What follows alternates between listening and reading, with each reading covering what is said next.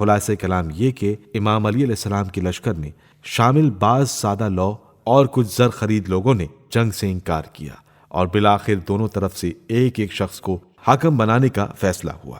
اب یہ طے پایا کہ دونوں فریق میں سے ایک ایک حکم منتخب کر لیا جائے تاکہ وہ قرآن و سنت کے مطابق خلافت کا فیصلہ کریں۔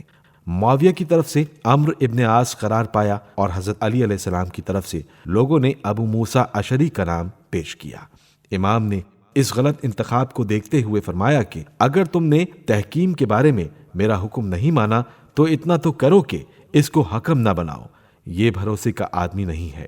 اس کے بجائے عبداللہ ابن عباس یا مالک اشتر میں سے کسی ایک کو منتخب کر لو۔ مگر انہوں نے ایک نہ سنی اور اسی کے نام پر اڑ گئے۔ تب حضرت علی علیہ السلام نے فرمایا کہ اچھا جو چاہو کرو، اور وہ دن دور نہیں ہے کہ اپنی بے راہ رویوں پر اپنے ہاتھ کاٹو گے۔ دومت الجندل نامی مقام پر کئی دن مشورہ کرنے کے بعد عمرو ابن عاص اور ابو موسیٰ اشعری کے درمیان اس بات پر اتفاق ہو گیا کہ حضرت علی علیہ السلام اور معاویہ دونوں کو خلافت سے معزول کر کے انتخاب خلیفہ کا حق مسلمانوں کو دیا جائے۔ فیصلے کے دن عمرو ابن عاص نے چالاکی سے کام لیتے ہوئے ابو موسیٰ سے کہا کہ میں آپ پر سبقت کرنا سوء ادب سمجھتا ہوں، آپ سن و سال کے لحاظ سے بزرگ ہیں، لہٰذا پہلے آپ اعلان فرمائیں۔ چنانچہ ابو موسیٰ منبر پر گئے اور لوگوں کو خطاب کرتے ہوئے کہا کہ اے مسلمانوں، ہم نے یہ فیصلہ کیا ہے کہ علی ابن ابی طالب اور معاویہ کو معزول کر دیا جائے اور انتخاب خلیفہ کا حق مسلمانوں کو دے دیا جائے، وہ جسے چاہے منتخب کر لے۔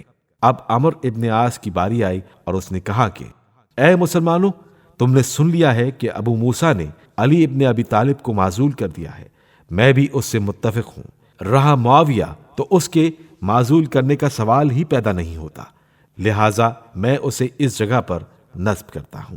عمرو ابن عاص کا یہ کہنا تھا کہ ہر طرف شور مچ گیا۔ ابو موسیٰ بہت چیخے چلائے کہ یہ دھوکہ ہے، فریب ہے، اور عمرو ابن عاص سے کہا کہ تم نے چال بازی سے کام لیا اور تمہاری مثال اس کتے کی سی ہے جس پر کچھ لا دو تب ہانپے گا، چھوڑ دو تب ہانپے گا۔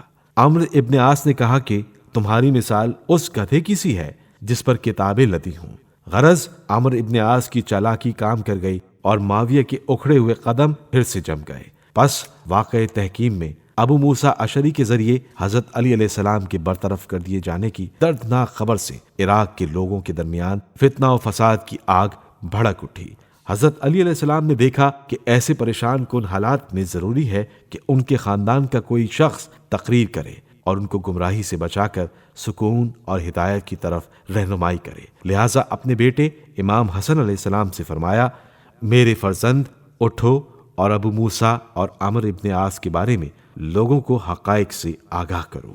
امام حسن مجتبی علیہ السلام نے ایک پرزور تقریر میں وضاحت کی کہ ان لوگوں کو اس لیے منتخب کیا گیا تھا تاکہ کتاب خدا کو اپنی دلی خواہش پر مقدم رکھیں، لیکن انہوں نے دنیاوی خواہشات کی بنا پر قرآن کے خلاف فیصلہ کیا، اور ایسے لوگ حکم بنائے جانے کے قابل نہیں بلکہ ایسے افراد زیر دست ہونے اور مذمت کے قابل ہیں۔ یہ وہی جنگ ہے جس میں حضرت رسول خدا صلی اللہ علیہ وآلہ وسلم کے مشہور و معروف صحابی حضرت عمار یاسر شہید ہوئے۔ مسئلہ تحکیم کے بعد حضرت علی علیہ السلام نہروان کے مقام پر خوارج کی سرکوبی کے لیے روانہ ہوئے، اور اس جنگ میں بھی امام حسن علیہ السلام اپنے پدر بزرگوار کے ساتھ شانہ بشانہ شریک رہے۔